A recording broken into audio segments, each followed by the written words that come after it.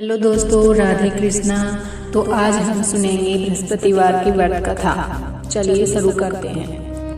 प्राचीन समय में एक ब्राह्मण रहता था। वह बहुत गरीब था।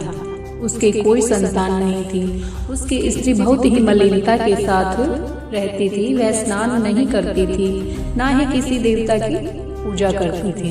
इससे ब्राह्मण देवता बड़े ही दुखी थे।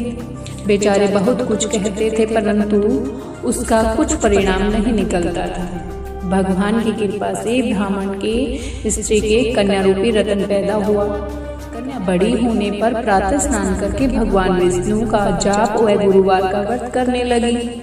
अपने पूजन पाठ को समाप्त करके विद्यालय जाती तो अपनी मुट्ठी में जौ भर के ले जाती और पाठशाला के मार्ग में डालती जाती। तब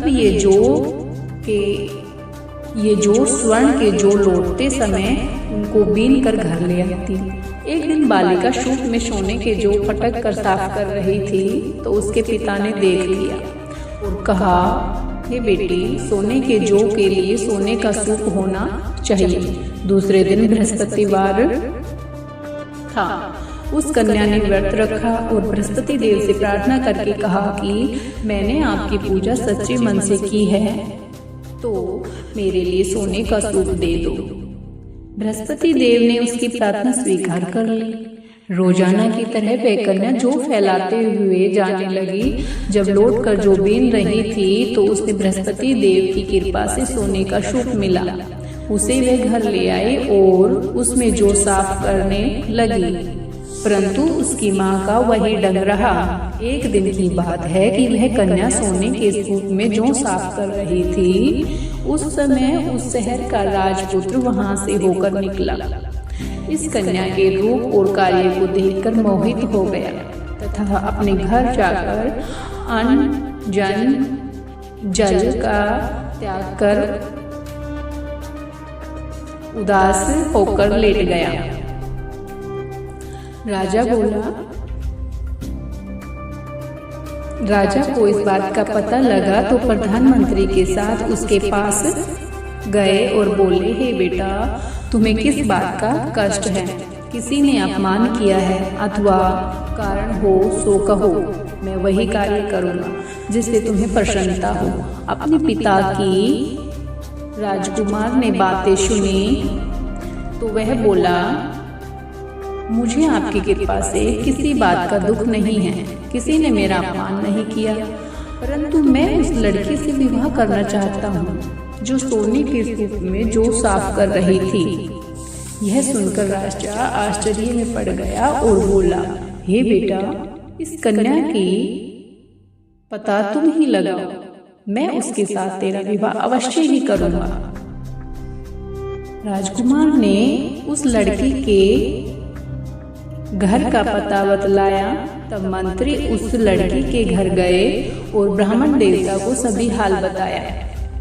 ब्राह्मण देवता राजकुमार के साथ अपनी कन्या का विवाह करने के लिए तैयार हो गए तथा विधि विधान के अनुसार ब्राह्मण की कन्या का विवाह राजकुमार के साथ हो गया। कन्या के घर से जाते ही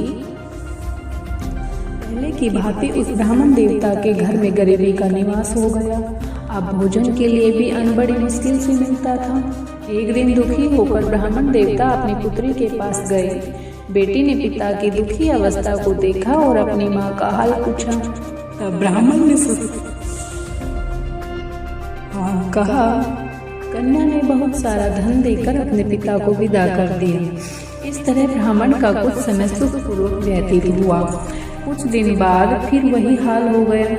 ब्राह्मण फिर अपनी कन्या के यहाँ गया और सारा हाल कहा तो लड़की बोली, हे पिताजी, आप माताजी को यहाँ ले आओ। मैं उसे विधि बता दूंगी जिससे गरीबी दूर हो जाए।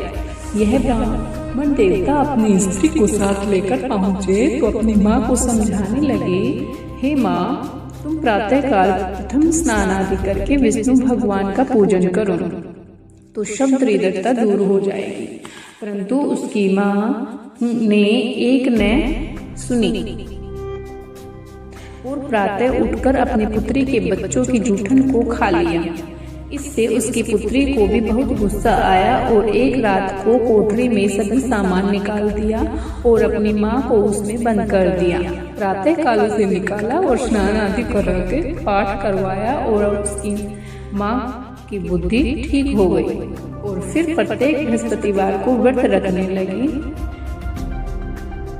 इस व्रत के प्रभाव से उसके माँ बाप बहुत ही धनवान और पुत्रवान हो गए और बृहस्पति जी के प्रभाव से एक लोक के सुख भोग कर स्वर्गलोक को प्राप्त हो गए।